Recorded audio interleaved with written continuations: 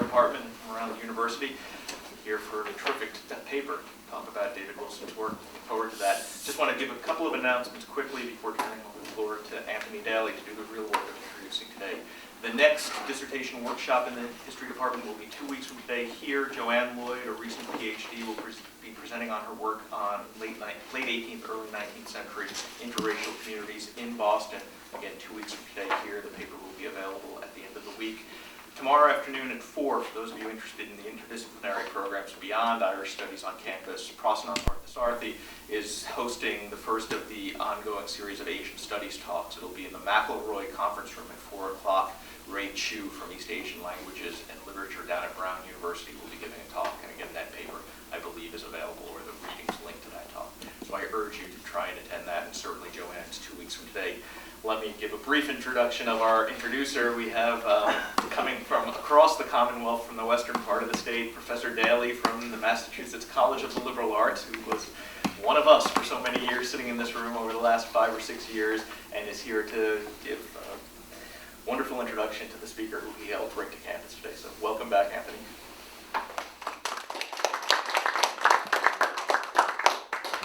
Thank you very much, David, for that warm introduction to the introducer. It's funny how the years just melt away, and it seemed like a few months ago I was out there amongst you as a graduate student, just really strange how it just flashes back. Right, well, I just want to say welcome to the History Department seminar in conjunction with the Irish Studies program. As David said, my name is Anthony Daly. I just graduated from here in the summer. And it is very much my pleasure to introduce today's speaker, David Wilson from St. Michael's College at the University of Toronto. I first met David as a student in his modern Irish history class, and I can say firsthand what an excellent teacher he is. He really turned me on to some of the possibilities of history and Irish history in particular, and kind of, in part resulted in me pursuing graduate work and coming to Boston College. And now that I've graduated, I can say thank you for that. Rather than what I would have said a year or two ago. So I would say sharp pins in my side. Those are all taken out. I can say firsthand what an excellent teacher he was and is. U of T also recognized him with its teaching award a few years ago. But I'd also say that he's very much a combination of a teacher and a scholar, and he's written extensively on the Irish in the Atlantic world. Just to mention one of his publications, United Irishmen, United States, looked at the activities of immigrants from Ulster kind of around the 1798 rebellion and how they came out and the impact they had in the early American Republic. His current work, which we'll be hearing about today, centers on Thomas D'Arcy McGee, kind of his multifaceted career from rebellious young Irelander to the career he had in North America when he finally settled over here. I should also mention he writes for a wider audience as well. The very entertaining Ireland, a Bicycle and a Tin Whistle, I can highly recommend to you. He also wrote The History of the Future, which kind of gave the lie to the idea that there is no future in history, right? But not to mention, he also works for CBC radio, doing documentaries, and writes for the Globe and Mail newspaper. I could go on, but I won't. I'll just finish by saying it's a great pleasure and ask you to join me in welcoming David Wilson to Boston College.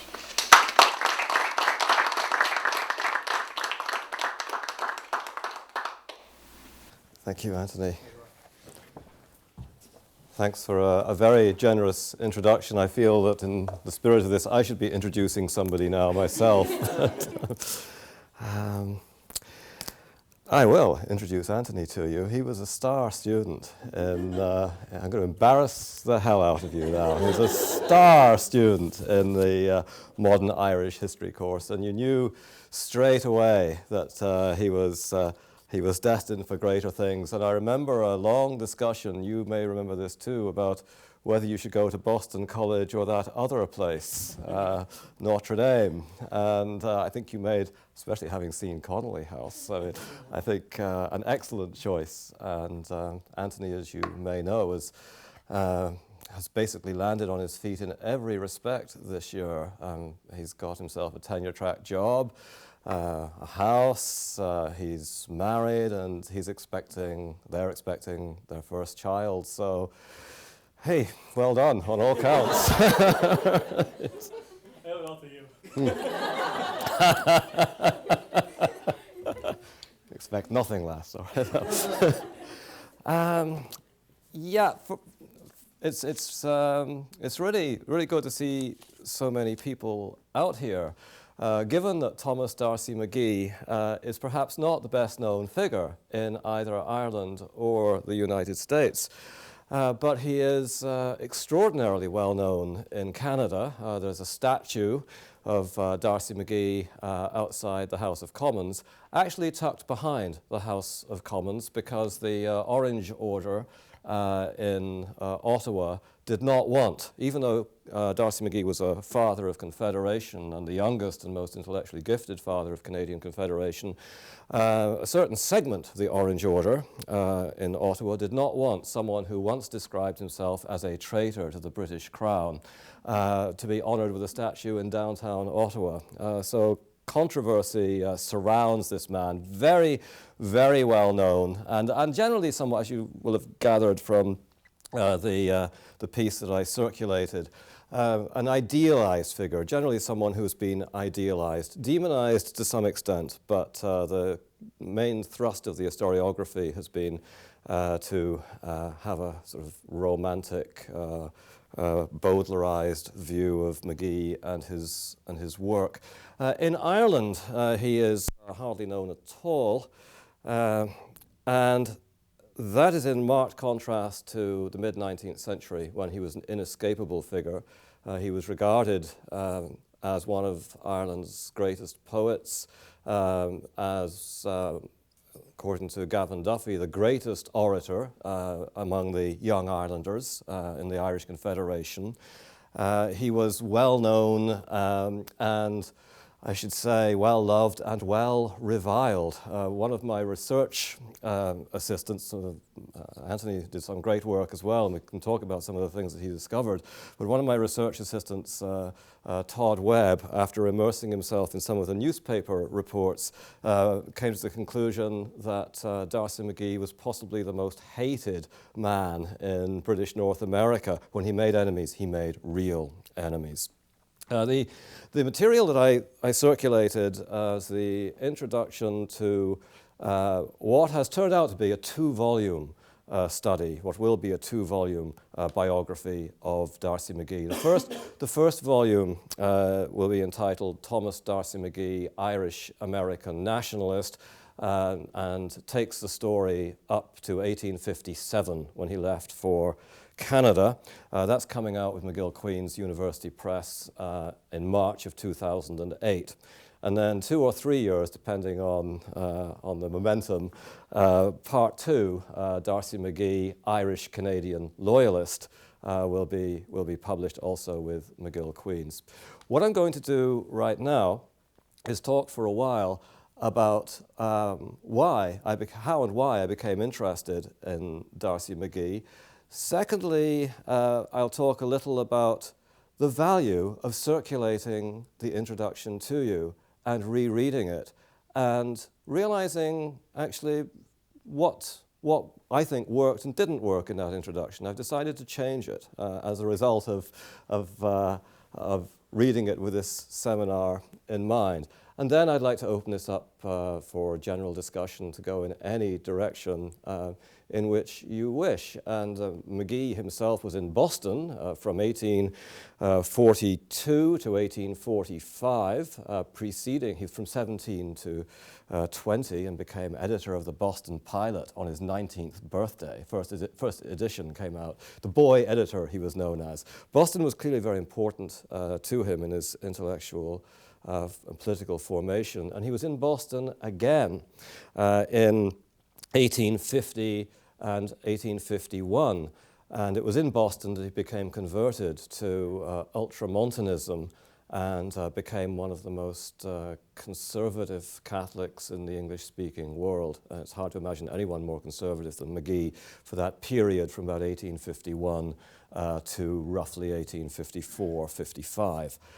So Boston played a huge part in his career, and I know that that many of you here will be much better grounded in the history of the Boston Irish than I am, and I'm looking forward to learning from you about that.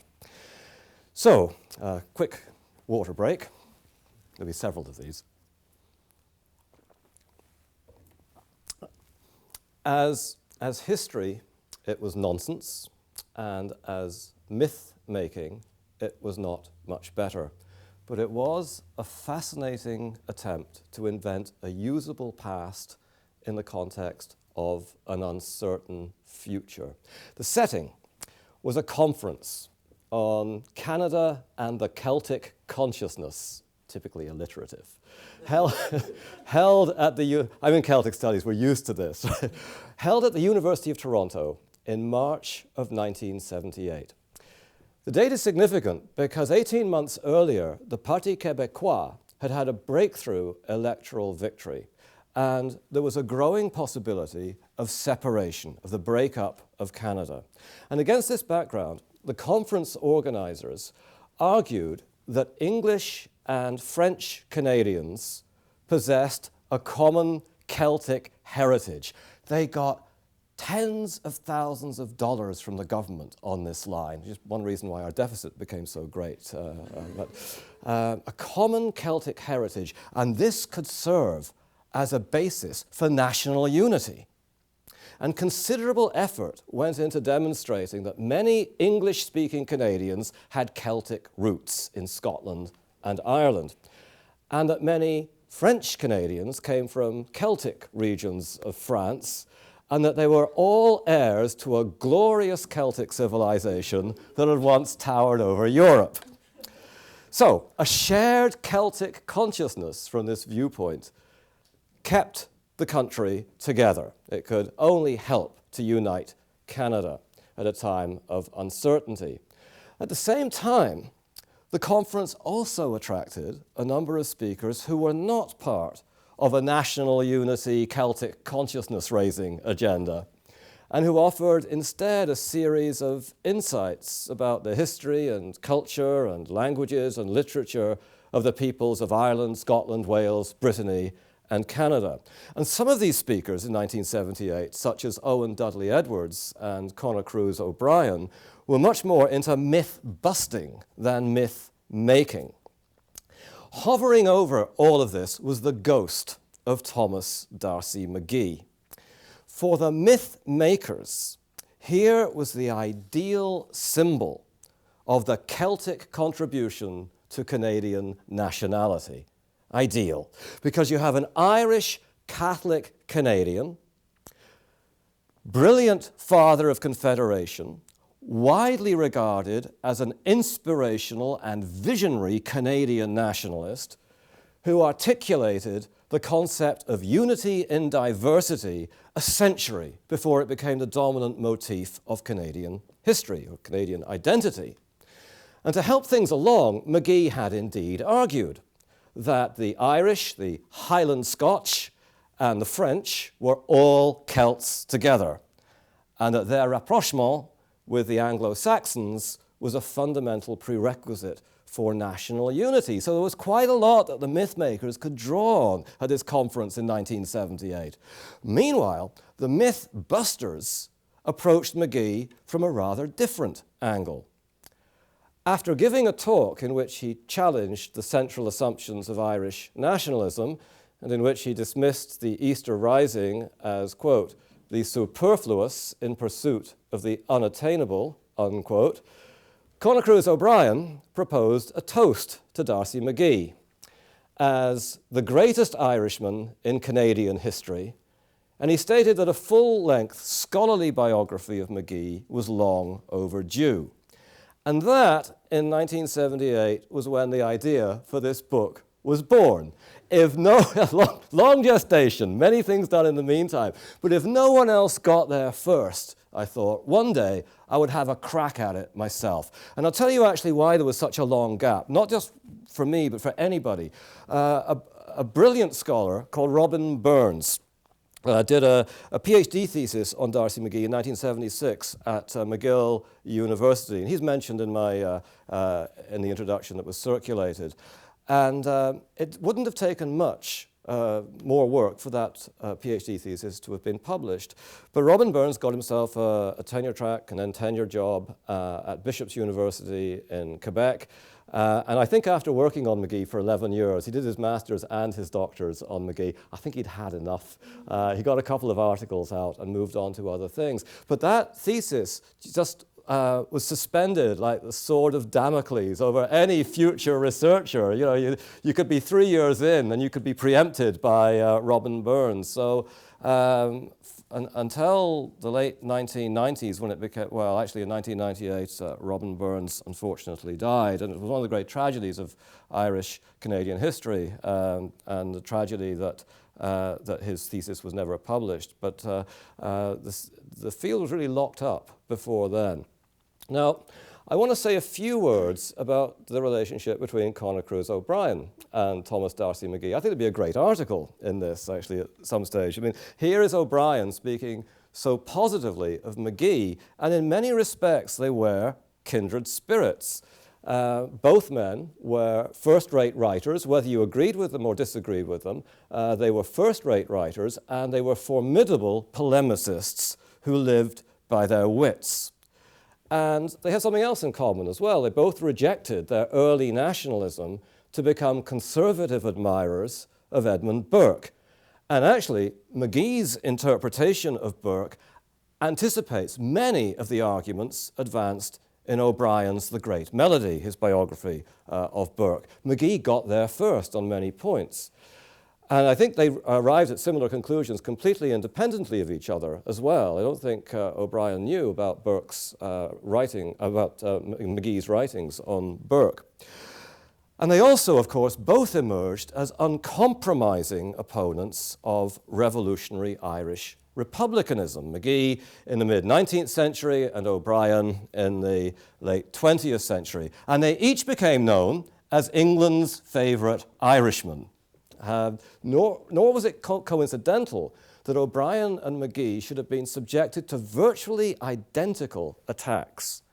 They were accused of being more interested in winning arguments than in seeking the truth, of being able and indeed willing to make a speech on either side of any question. I remember reading a letter in the Irish Times about, unfortunately, I didn't file it away, so I can't cite it but in a book, but it was a letter in the Irish Times in which somebody wrote, "You can't believe a word that man tells you. He can dance to any jig at all." Almost identical expression used about McGee. He will dance to any tarantella he wishes. Fascinating similarities here. Both men were also accused of adopting a confrontational approach that was ultimately counterproductive. I mean, for example, that's what Terence Brown, I mean, many people have argued this, but Terence Brown argued that about O'Brien, that his confrontational approach was ultimately counterproductive. D'Arcy McGee's contemporaries made exactly the same point.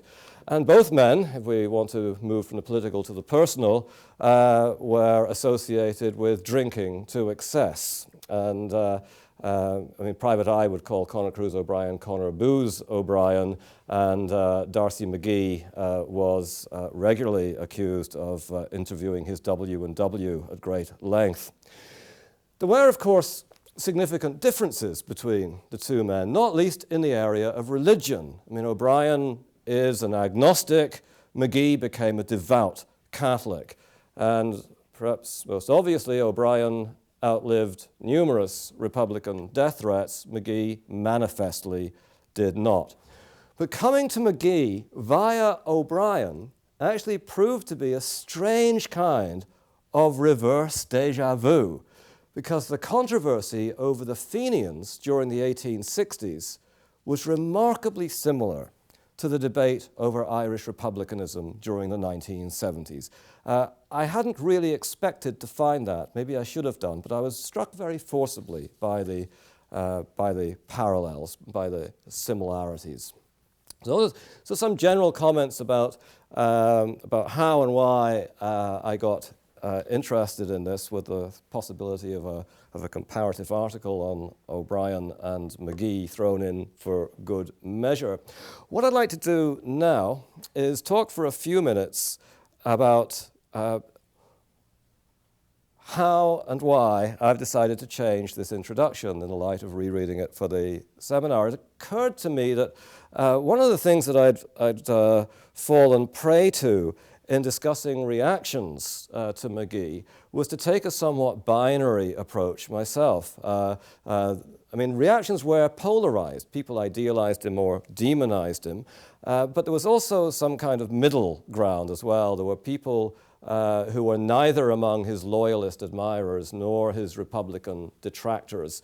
And some of them actually took a very cynical approach. So I'm going to add the views of Joseph Workman, who was actually in charge of the Toronto Lunatic Asylum in the 1860s and a reformer. And I'll give you a little bit of his take on McGee, a letter he wrote a week after the assassination. And then it also occurred to me, as I was rereading the introduction, that it lacks ballast. That introduction, I think, assumes too much knowledge about the narrative of McGee's career. I did include a prologue which sort of spells it out in 2 paragraphs. I think I'm going to ditch that prologue and instead will incorporate a narrative sketch which would serve as a basis for the subsequent themes. And then from that narrative sketch, move in to the thematic section on Burke, Celticism and Catholicism, and then look at McGee's personality and some of the consistencies of theme in McGee's career, and then truncate the historiographical section, which upon rereading I think is too long. I think I can make those basic points in 4 pages rather than 11, and then from the historiographical section discuss my own approaches. What I'd like to do is briefly read you the piece on Joseph Workman and McGee's assassination, and the extended narrative, which I hope will also serve as a better basis for our subsequent discussion this afternoon. I'll need my glasses for this, and a little more water.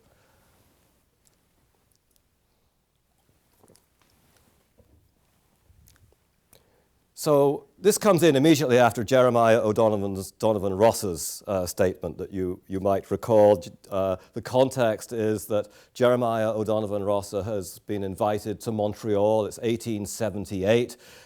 He goes with Francis Bernard McNamee, who was the founder of the Fenian movement in Montreal and possibly an informer. It's not entirely clear, but the two of them and a couple of other unnamed Fenians from Montreal go to the Côte de Neige cemetery, where McGee's tomb is, and they stand outside the tomb, and basically they gloat. You can read this in the Irish World. It's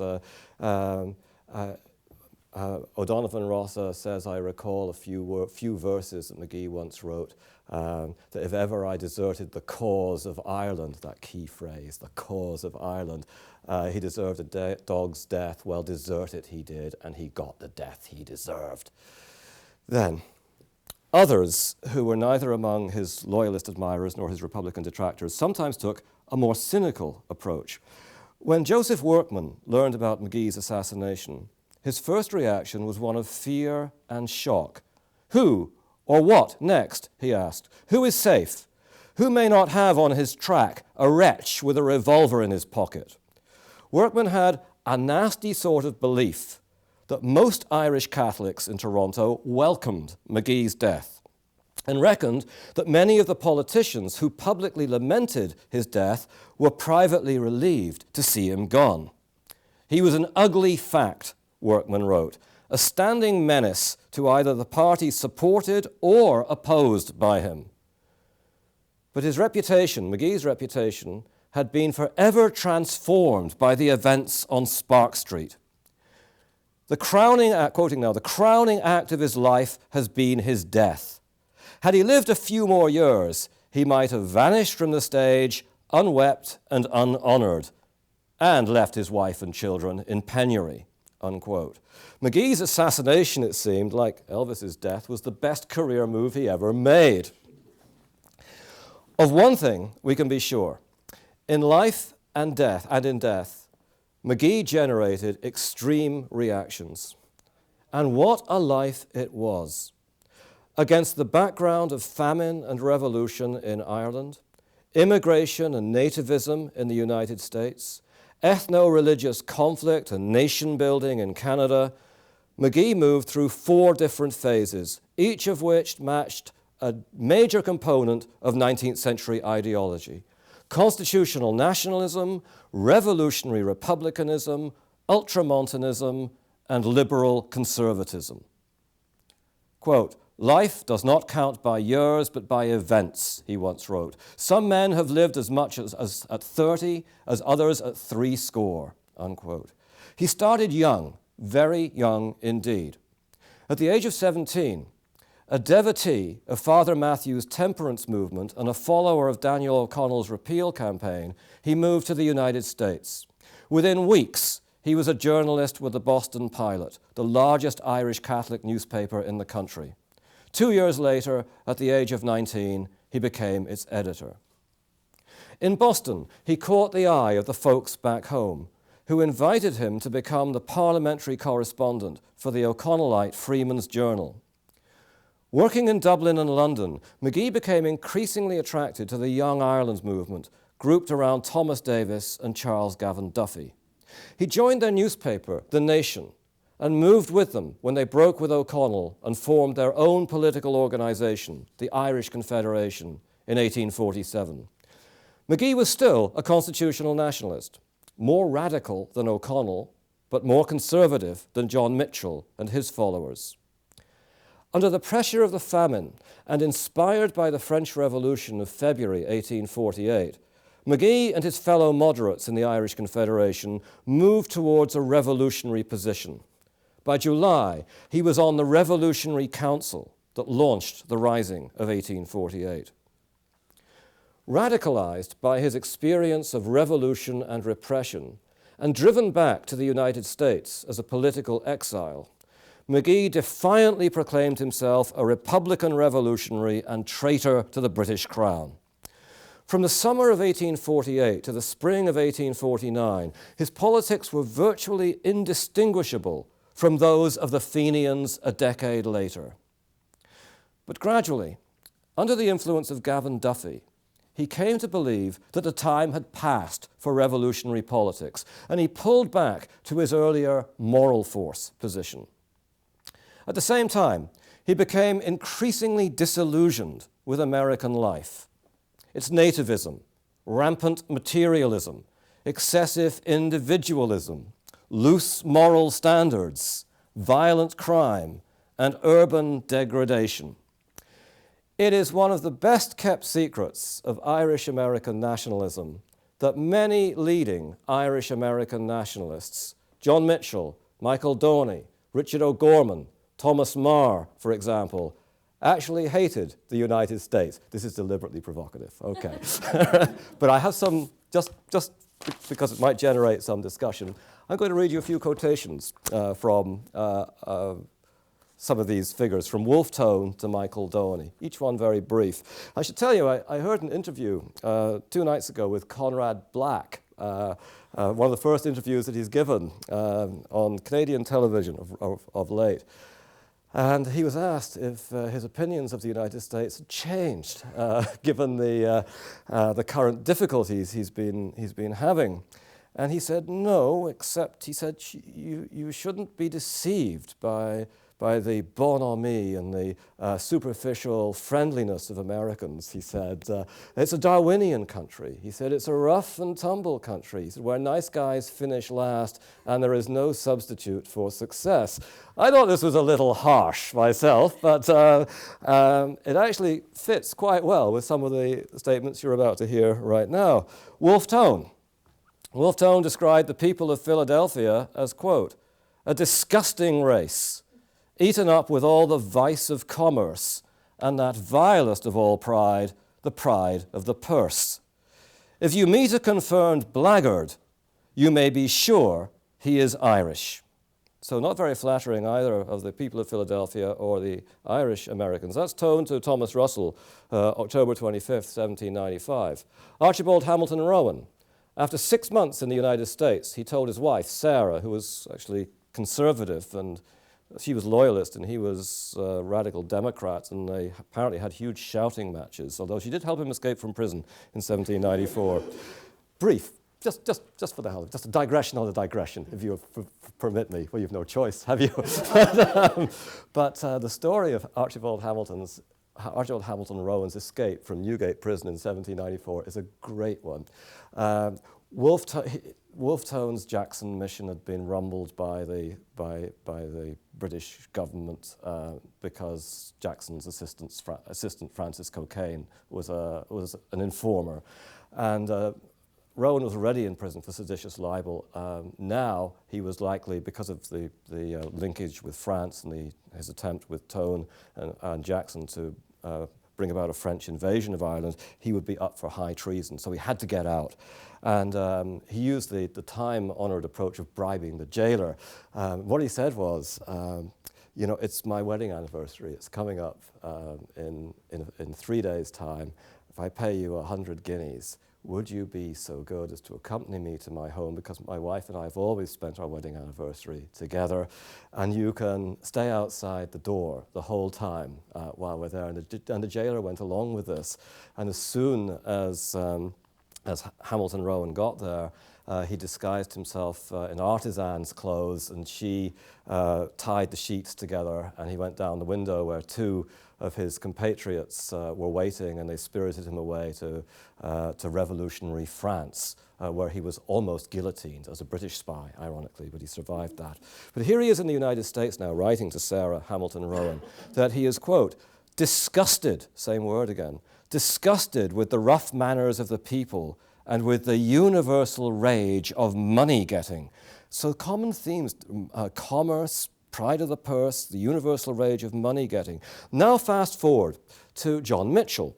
During his imprisonment in Bermuda in 1849, John Mitchell informed his sister that he would not choose to live in America on the grounds that, quote, the ardent and devout worship of the great god dollar is too exclusive and intolerant.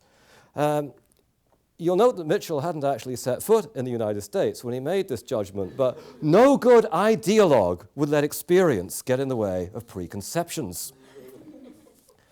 Richard O'Gorman, I'll give you 3 more. Richard O'Gorman. Well, mixed. He admired the wondrous energy, as he put it, and self-reliance of the Yankees, his word.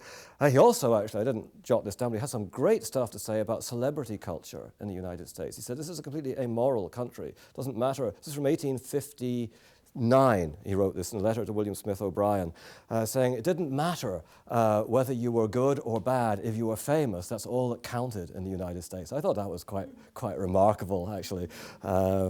For back then. But yes, he liked the wondrous energy and self-reliance of the Yankees. Conrad Black said the same thing. But he described American politics as, quote, a filthy pool of shabbiness, falsehood, and corruption, unquote. Thomas Marr, I have found infinitely more bigotry and intolerance in this country among our countrymen than ever I was sensible of in Ireland. And last, and in many ways the most striking of all, Michael Doheny, one of the sort of hardline Republicans in the mid-19th century. If I really thought that an Irish republic would result in the degeneracy of the people to the extent that they have been degenerated here, I would prefer that Ireland should remain as she is, unquote. Michael Doheny to Smith O'Brien, August 20th, that was 1858. Now, very interesting, this sort of, you would say at the very least, ambivalence towards the United States, at the most disgust and hatred towards the United States. What made McGee different was that McGee shouted from the rooftops what others had only whispered in the ears. I mean, all of this is from private correspondence. McGee said, and there are one or two glimpses of this in Marr's writing that and you may know of others where the critique is made public, but for the most part, it seems to me, it's in private correspondence. McGee comes out publicly on numerous occasions, including in Ireland twice, in 1855 and in his Wexford speech in 1865, arguing against migration to America and publicly and sharply criticizing the way of life in the United States. So he shouted what others had only whispered, and the other thing that distinguished him, of course, was that his disillusionment drove him to the far Catholic right. After his conversion to ultramontanism in 1851, McGee became one of the most conservative Catholic journalists in the English-speaking world, attacking all forms of Protestant heresy in the United States and hoping for a theocratic state in Ireland. His ultramontanism sharpened his antagonism towards Britain, which he viewed as the center of an undeclared Protestant war on Catholicism in general and Irish Catholicism in particular. And it reinforced his sense of alienation in the United States. But it also made him view Canada in a different light. As nativism peaked in the United States in 1854, McGee became increasingly impressed with the fact that French Canadians had secured a safe Catholic environment and used their political power to advance the cause of separate schools in English-speaking Canada. Paradoxically, from his perspective, Irish Catholics were better off in British North America than they were in the Great Republic. Before long, he began to view Canada as a place of sanctuary for American Irish Catholics, and helped to organize colonization schemes that were designed to move hundreds of thousands, nothing low-key about this, hundreds of thousands of Irish Catholic immigrants from the squalor, degradation, exploitation, and corruption of American cities into the rural wilderness of Canada and the West. Now, nothing came of the plans, but they raised McGee's profile and reputation among leading Irish Catholics in Canada, who invited him to Montreal in 1857. With their encouragement, he started up another newspaper, The New Era, and became a member of Parliament for the city. By this time, his ultramontanism had softened, although his adherence to Catholic teaching on such issues as Catholic education, religious marriages, and divorce remained firm. In Canada, he developed a national program that was strongly influenced by his young Ireland and American experiences. His new nationality, as he called it, incorporated plans for economic integration, protective tariffs, railway development, Western expansion, the encouragement of Canadian literature, and the entrenchment of minority rights, especially but not exclusively Catholic minority rights. In the process, he aligned himself first against Canadian Orangism and later against Canadian Fenianism, in a career that took him from the Reform Party of George Brown and Sandfield Macdonald to the Liberal Conservatives of John A. Macdonald, and that ended so abruptly on an Ottawa street in 1868. One more paragraph, that's the end of that section. Now just this, which I think will lead into our discussion. In telling such a story, with such a strong narrative line, it's easy to lose sight of some of the central connecting themes that ran through the changes in his political and religious position. The perennial problem of biography is to find the right balance between narrative and analysis. Among the themes that preoccupied McGee, three in particular stand out: his relationship to the thought of Edmund Burke, to Celticism, and to Catholicism. Although they're threaded through the narrative, they merit special attention and need to be brought out in sharper relief. And then I move into that. I'll just say this as well, that I'll put this away, that it has been a real challenge. This is the first full-scale intellectual biography that I've written. I mean, I wrote a book much earlier on Thomas Paine and William Cobbett, but it was more sort of comparative analysis of their careers and ideas. There are many questions that arose in writing a biography. How much detail do you go into? And you start, I found myself in some ways, a prisoner of what I did in the first few pages once I began with his life in Wexford and actually in Garran Point on the Antrim Coast Road, which is where he was raised before Wexford. And if you start going into things in detail then you start going into things in some detail for the rest, which is why it's now a two-part biography. I've no regrets about this, actually. I find the detail absolutely fascinating. I guess the trick is not to become mired in it and not to become bogged down in the details of one controversy after another, but to try and bring out some of the main points. But describing various movements, for example, I promise to let you talk in a minute, but for example, when he left Wexford at the age of 17, the brig Leo was delayed for 2 days, and that was great for him because it meant that he could attend a big meeting of the Wexford Temperance Society, and the Wexford Independent has a great account of this meeting with the Philharmonic band playing and the toasts, all non-alcoholic, one would assume, and then the book given to Darcy McGee as a tribute for all his work. He'd been writing temperance poems and giving temperance speeches since the age of 14, possibly even earlier, but his first published work was actually in the Wexford Independent when he was 14 years old. Sort of, see the conquering hero comes, Father Matthew is going to save Ireland, that kind of thing. Not great poetry by any standards, but poetry nonetheless. He was starting.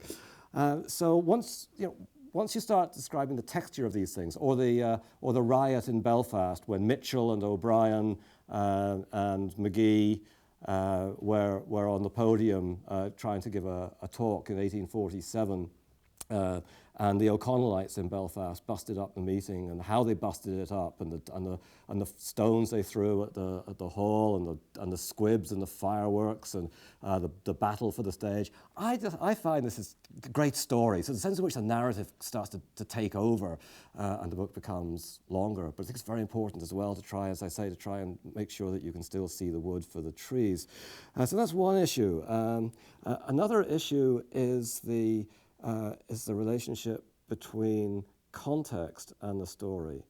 How much context do you assume, especially when you're writing a biography that spans 3 countries? I cannot expect the Canadian readers, who will include many Canadian historians, to know very much about Irish politics between 1845 and 1848, for example.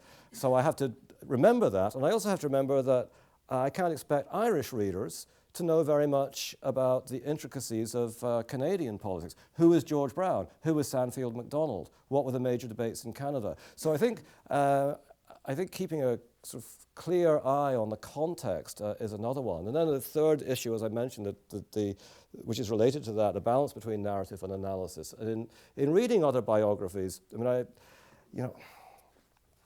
it's not a genre that I spend a lot of time reading, actually, but quite often I find that the main points do get lost in the narrative, and it's all very well to embed ideas in narrative. I think you have to do that writing a biography. I think it's just the nature of the endeavor, and embedding ideas in the narrative can be very effective.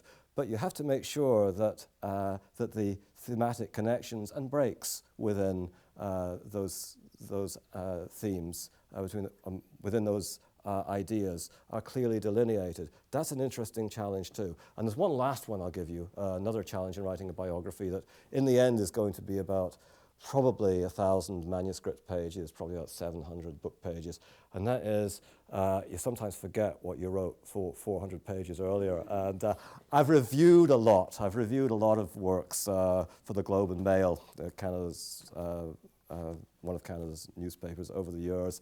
And I see this, not just in Irish history, but in all kinds of fields. And I see this over and over again, that once you get over about 400 pages, the authors frequently repeat themselves. You know, same quotation. Sometimes, I particularly like this a quotation quoted one way on page 35 and another way on page 435. So this is a trap you've got to be aware of. I think a lot of work is involved in the in the proofing stages. I think the quick and dirty approach will get you into a lot of trouble when it comes to the question of repetition and numerous other aspects as well.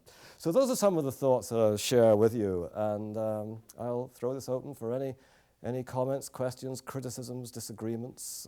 Yes? The question is about sources. Can you talk a little bit about the sources you used for this project and where Yes. you found them? Yes, absolutely. There are McGee papers in the National, what now called Library Archives Canada in Ottawa, and you can read them in about 2 hours. There's hardly anything there. This is very frustrating because we know from reports of contemporaries that he had a huge stash of material on Fenian informers and the Fenian movement in Canada and the United States. Where has it gone? So you track down, first of all I'm telling you what sources we don't have. So I tracked down every living descendant of McGee, and it seems that most of them were destroyed by the grandson of his half-brother. They were in the garage and they were thrown out with the garbage sometime about 40 or 50 years ago. Very little on his personal life. However, there are some great sources. First of all, the spine of research for his ages from 1842 to 1857, his newspapers, because he was writing weekly and sometimes tri-weekly newspapers for pretty much all that time. It's not always clear which articles he was writing in The Nation, so that's a bit of a problem. But his newspaper articles was just voluminous. So this is a major resource. Also for the early years, a source like the Wexford Independent. And you know, just tell you how I came across that. That there was Isabel Skelton wrote a hagiographical piece in 1925 for the centennial of McGee's birth on McGee, and she quoted an account of Mike Donnelly, who was his school teacher, sort of pay school teacher in Wexford, about how proud Mike Donnelly was of McGee, his star student. And I always like to go to the original sources. I do not trust secondary sources, especially when they're quoting at all. I've just seen too many misquotations or ellipses. And I'm really glad I went to the original, because there was Mike Donnelly saying, he wrote a series of articles from America in the Wexford Independent under the name One of the Macs. So off to the Wexford Independent, and that opened up great stuff, because writing for the Boston Pilot, he's not trying to explain the United States to anybody. He's here.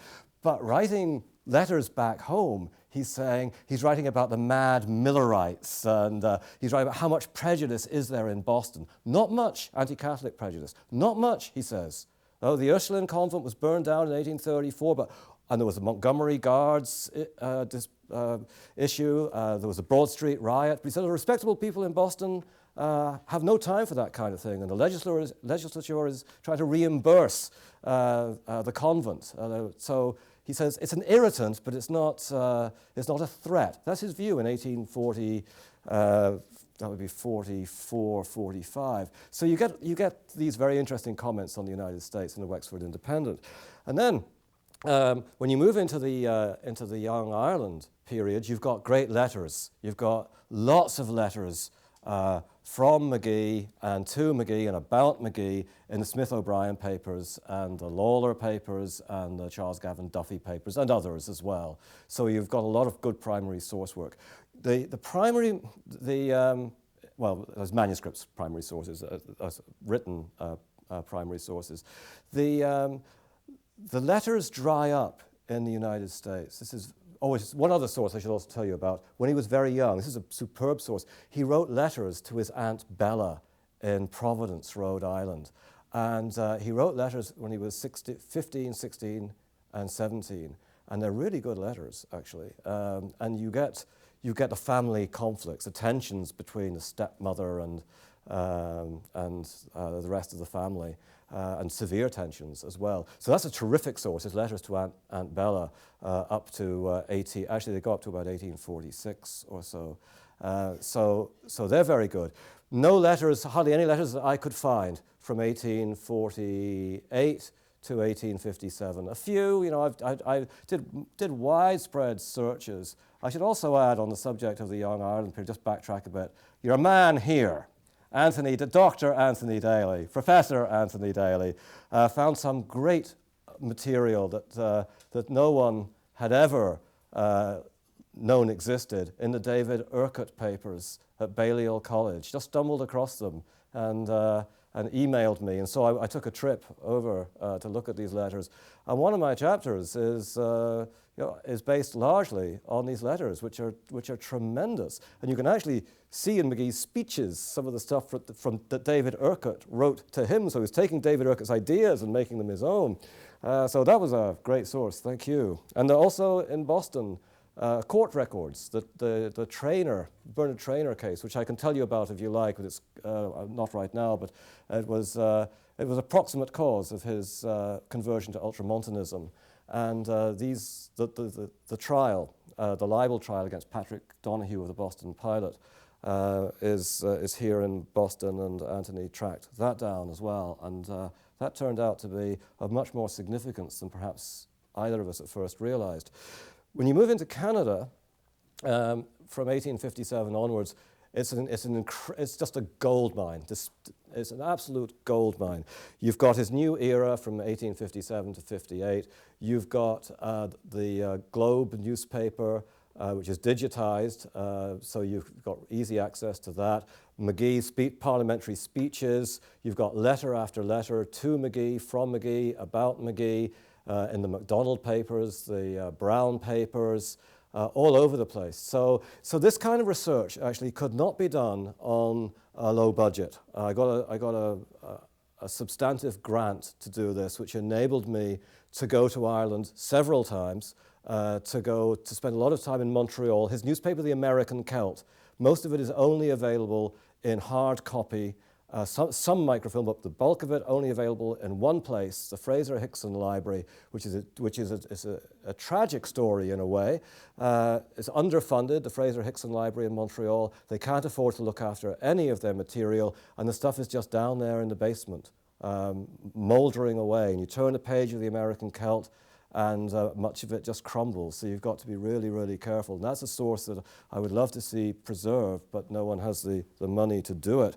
It's great, not just on the American Celt from 1850 to 1857. It's a terrific source, not just for Canadian history. In fact, not much for Canadian history, but for Irish-American history. It's a brilliant source. And anyone wants to give money to the Fraser Hickson Library to save this source, digitize it or whatever, help. So that's another place. Going to Montreal, going to Ottawa for the Library Archives Canada, for MacDonald papers, going to New York, the Maloney Mitchell papers at Columbia were fairly useful, limited but some use. The Sweeney papers were pretty good in New York Public Library. So it involved a lot of traveling, a lot of legwork. And let me just finish the answer, very long. I'll try and make my subsequent answer shorter. But that when Robin Burns was doing his research and traveling almost as much as McGee himself did, he came home one day after doing research here in Boston and on holiday.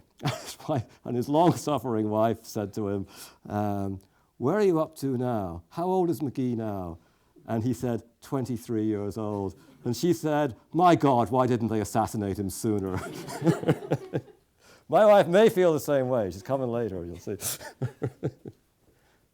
Yes? First off, I just have to say it doesn't surprise me at all that Conrad Black would have a negative impression Yes, indeed. of the U.S. at this point. But actually, I thought some of the best sort of little tidbits in this introduction had to do with his relationship with John A. Macdonald, both, I guess, as drunks and in debt. And I was just wondering if you could maybe elaborate a little more on that, because I thought it was really interesting. Yes, John A. Macdonald from Kingston, Attorney General, Minister of Justice, Prime Minister, Sir John A. Macdonald, principal founder, father of Confederation. Very interesting because initially, when McGee moves to Montreal, he aligns himself with George Brown's Reform Party, so he's in opposition to MacDonald, and they're going hammer and tongs at each other. And actually, if you go through the MacDonald papers, you can see how MacDonald had the information at hand to attack McGee. He had McGee's earlier statements in 1848-49 about I'm a traitor to the British government. That he had McGee's arguments for a Canadian revolution. McGee, unlike some of the Irish Republic, well, unlike the Irish Republican Union in New York in 1848, did not actually advocate an invasion of Canada, but he did support an Irish and French revolution within Canada, followed by annexation to the United States. And MacDonald had all this material at hand and used it against McGee in the House of Commons. And there's McGee's reply to this, which is partly saying that he shouldn't be held accountable for views that he had when he was much younger, and partly that, if I lived through the famine again, I would have done exactly the same thing. He sort of tries to have it both ways, and he says, and you, MacDonald, would have been one of the rapacious landlords. So so they had their debates, they had their arguments. But I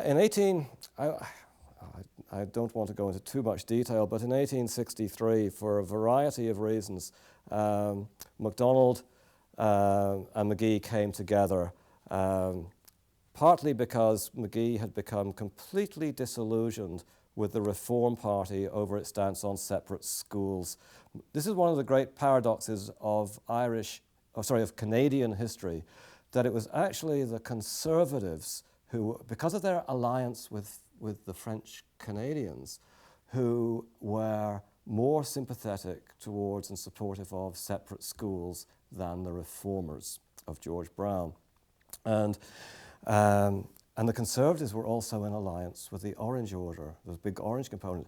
This made for some really fascinating political alliances. In 1861, Bishop John Lynch, a Monaghan man and correspondent with John Hughes from New York, Bishop John Lynch of Toronto encouraged his flock to vote Conservative in the election, and to vote in particular for the candidate in Toronto running against George Brown, a man by the name of George Hilliard Cameron, who also happened to be the Grand Master of the Orange Order of British North America. The folks back home would have found that a shade suspect, I think. But anyway, you got that kind of interesting and surprising in some respects kind of alliance. And so McGee becomes disillusioned with the Reform Party, and the Reform Party becomes disillusioned with McGee as well, because he's hitting the bottle quite heavily in 1863. He fails to show up for a crucial no confidence motion in the House, and he's fired from the Reform. He was a cabinet minister, and he's fired along with Michael Foley, another Irish Catholic MP. And MacDonald sees his opportunity, and very interesting looking at the correspondence between them, because McGee says, right, this is May '63. He says, okay, we will work together, but I need a few months to sell this to my constituents. He says they will look rather askance at me, being friends with the Machiavelli of Kingston, quote unquote. And by October they've done it, and they go to fight a by-election together in Leeds County in eastern present-day Ontario. And this is where their drinking and carousing and political relationship is formed. It was, however, a tense relationship at various points. One of the things that doesn't come out at all in my introduction is that in the winter of 1867-68, well, even a little earlier, 1866 to 67, McGee had been excluded by MacDonald from the London Conference to discuss Confederation, the final conference to discuss Confederation. And why? Possibly because McGee had criticised MacDonald's role as Minister of the Militia during the Fenian scare, Fenian invasion of 1866. McGee was not alone. Lord Monck, the Governor-General of Canada, actually wrote a letter to Lord Carnarvon saying that MacDonald and the Canadian politicians were extraordinarily difficult to deal with because here was this major crisis and they were all, quote, inebriates, unquote. So although for McGee to criticize MacDonald for being an inebriate was a bit like the kettle calling the pot black. But anyway, that was one thing. But also McGee's views on the educational system were thought by MacDonald to be potentially disruptive at the London conference. So John Galt from Montreal was chosen instead. And McGee really resented that. He felt they'd been hung out to dry. So there was considerable tension at various points. There's a very interesting letter from MacDonald to James Moylan, editor of the Canadian Freeman in Toronto, in which MacDonald notes that there's a big reform convention going on, and he hopes that McGee doesn't join it. MacDonald felt that McGee might have crossed back over, but McGee had no intention of crossing back over. And one of the main reasons why he would not go back to the Reform Party was because he said he believed it was far too soft on the Fenians. That the Reform Party, the nickname was the Clear Grits, and he wrote about the Clear Grit Fenian clique in Toronto, and he wanted a strong line against the Fenians. And in that he was in alliance with the Orange Order, which is interesting because he'd been one of the Orange Order's major critics. But at the same time, McGee was determined not to allow the Orange Order or anybody else to equate the Fenian movement in particular with Catholics in general. So McGee would try and draw the sharp line to distinguish Irish Catholics from this unrepresentative, miserable rump from the cities, as he put it, which is actually a gross caricature of the Fenian movement.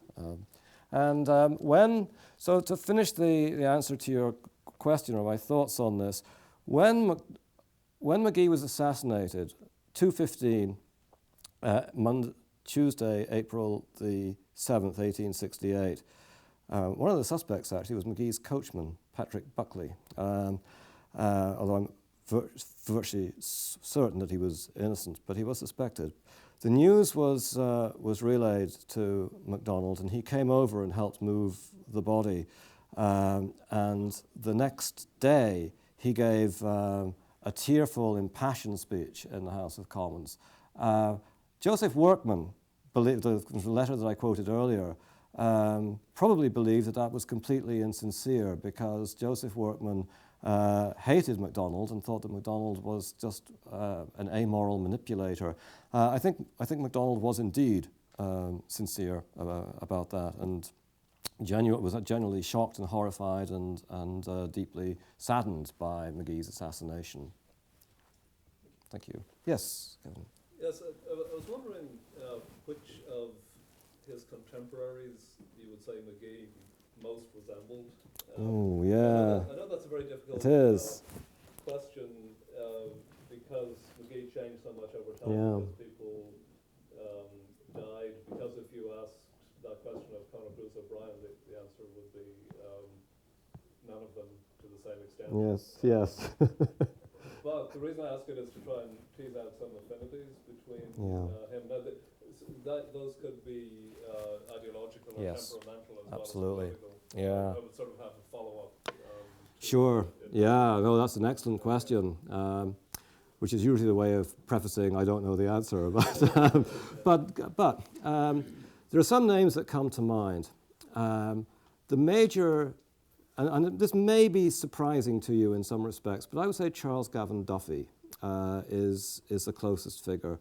Duffy was McGee's mentor. Duffy played a large role in McGee's. Let me say this: McGee became a revolutionary Republican when Duffy was in prison and was no longer, I think, able to exercise that kind of moderating influence on him. And when Duffy is out of prison and saying to McGee, you're angry and your judgment has been clouded by your anger, among many other things, McGee starts to listen. And even when McGee gave his Wexford speech in 1865, in which he called the Fenians Punch and Judy Jacobins, which Duffy would have agreed with, and said that, basically repudiated Young Ireland, said we were a pack of fools. This was a speech that generated widespread hostility. Duffy stood by him. He didn't support that comment about Young Ireland. He thought it was terrible, but he stood by him.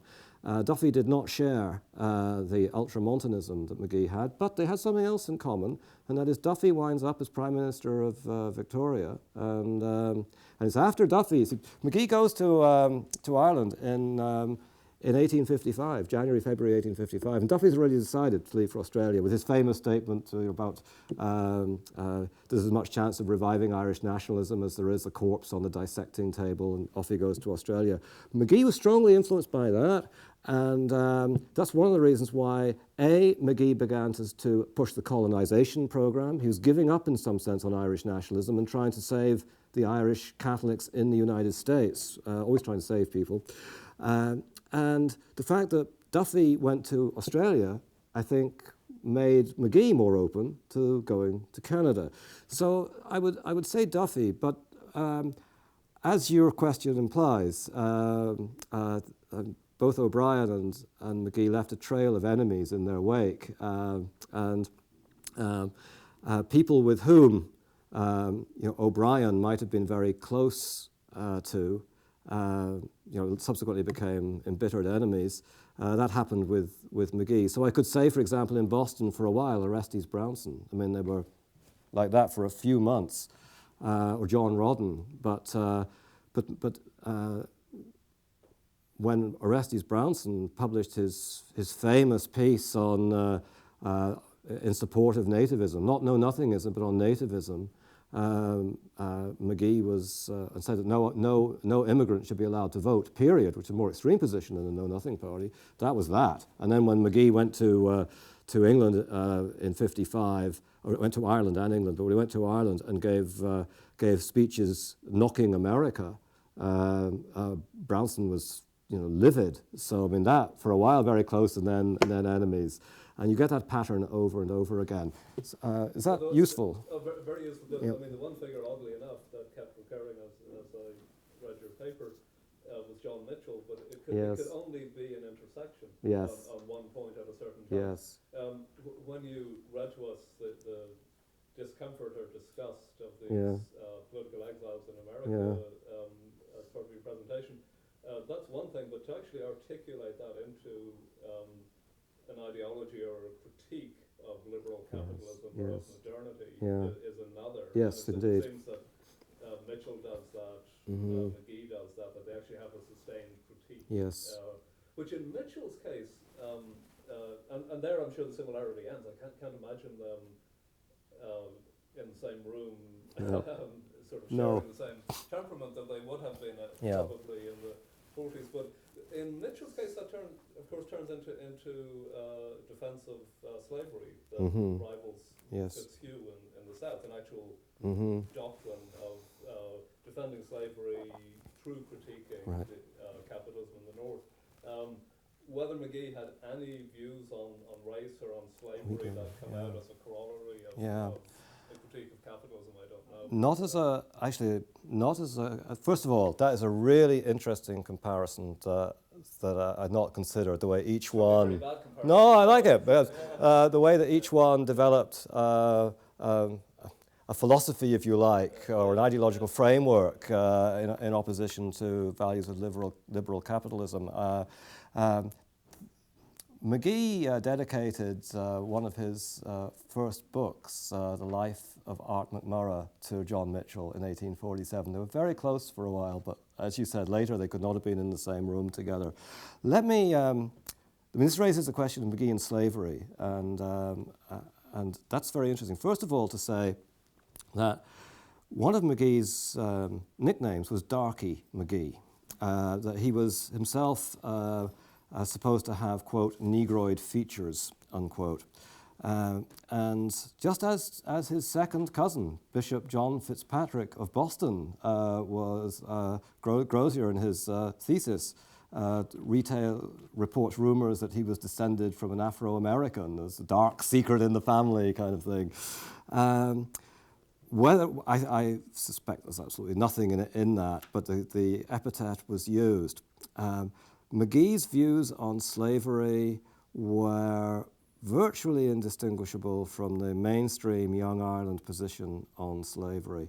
When McGee was in Boston in 1843, 44, writing, and early 45, writing for the Boston Pilot, he was, I'll refrain from the vernacular, he was extremely upset with O'Connell's speeches on slavery, and particularly the American Eagle speech. He was embarrassed and shocked by that. From McGee's point of view, in America, both before his Young Ireland period and afterwards, slavery, the abolition of slaves, first of all, he didn't support slavery in theory, but he didn't support the abolition of slavery either, because he believed that abolition would tear apart the United States, that it would be responsible for the loss of hundreds of thousands of lives, it would divide the country, and Britain would feast on the carcass. And he actually believed in his ultramontane period, when he moved into his full-blown conspiratorial mode, he believed that Uncle Tom's Cabin was part of a British conspiracy to disrupt the Republic, even to the point at which a bad review of Uncle Tom's Cabin in the Times was seen by McGee as a deliberate ploy to win support for Uncle Tom's Cabin. I mean, this is carrying paranoia to the nth degree. But when he comes, and actually one of his arguments for being a Catholic, and this is where it can fit into to a worldview, I suppose, is that how did he reconcile his ultramontanism with the liberal individualism of capitalist America? What you needed was authority, order, morality that Catholicism could infuse into American society against women's rights, against filibusters, and against abolitionists, among many others. So he did view his Catholicism as a way of, as you suggest, countering the American way of life. By 1857, he's alienated just about everyone. He's disgusted with the Democrats. He's disgusted with the Whigs.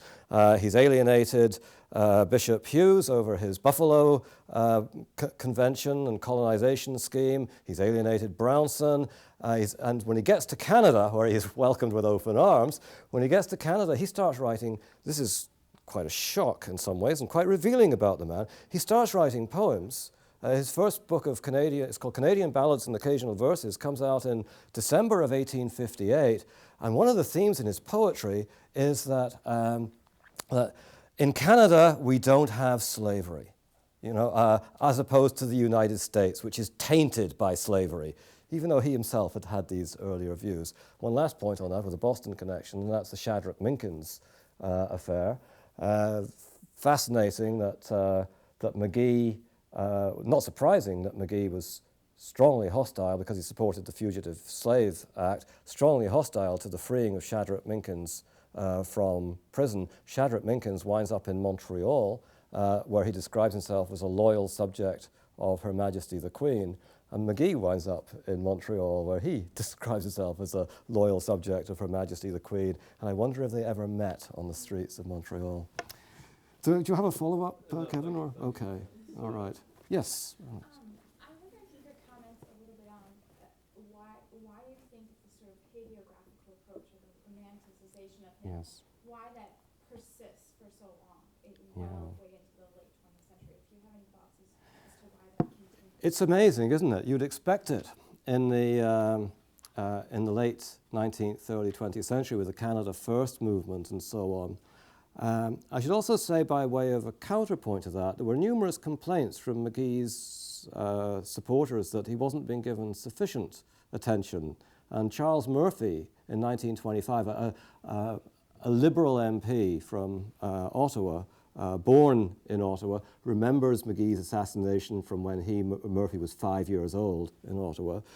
Murphy organizes the centenary of McGee's birth, and it's a very interesting story. I'll tell you afterwards, but it uses radio for the first time, coast-to-coast radio, to publicize McGee. But why is he doing that, actually? Why is McGee being idealized in 1925? It's because Irish Catholics in Canada have had a pretty rough ride between 1916 and 1922? Are they really loyal subjects, or scratch a Catholic and you've got a Sinn Féiner kind of thing? And what Murphy is doing, and is quite, in his correspondence, is quite open about this, is emphasizing Irish-Canadian respectability and loyalty through McGee to counter the suspicions of 1916 to 1922, generated by 1916-22. But as you move forward from the centenary, you move into the world of Josephine Phelan's 1951 biography, which was, in some respects, is still being used as a standard work, and it's actually, as I pointed out in my introduction, embarrassing in its stereotyping and its adulation of McGee. And you know, I think part of that is because she was drawn to the romance of the story. I think it's a personal factor, very much. Then you move into the breaking with this to some extent with Robin Burns and his work, and Tim Slattery's biography, which is colourful. Tim Slattery knew a good story when he saw it, and he told a good story. It's not always based on evidence, but it's a good story. It's not part of the idealization process. But then you move into this man, Robert O'Driscoll, in Toronto. Now, Robert O'Driscoll, it seems to me, I don't know how many of you are familiar with the 18th century Celtic revival with people like Edward Williams, a.k.a. Iolo Morgannig, and James Macpherson and O'Shea. These people reinvented themselves and reinvented their countries.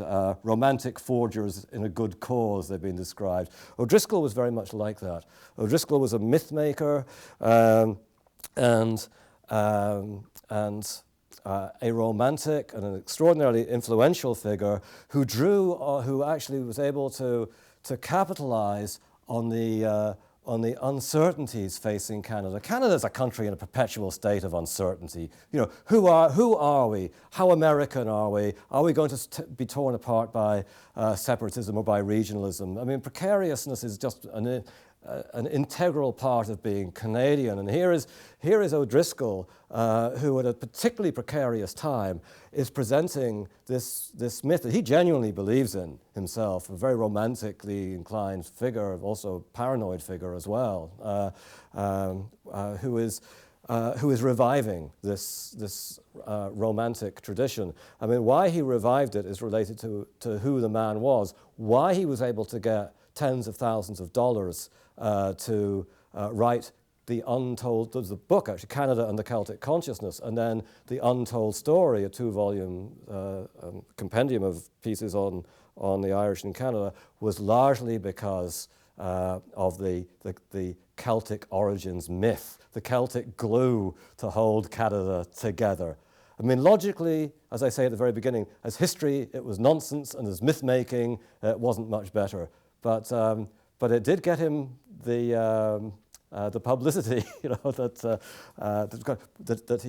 was so striking. Since then, I would say the idealistic, since the late 80s, I've found hardly anything on the idealistic view. In fact, there's been more attention now on the circumstances of his assassination, and was Patrick James Whelan guilty? And this is a very interesting story in and of itself. And actually my next book after McGee is going to be on the Fenians in Canada, and I can't wait to start writing that one because it's a great story. But thanks for your question. There's another question? Yes, please. Yeah. You seem to be describing a pretty conflicted character.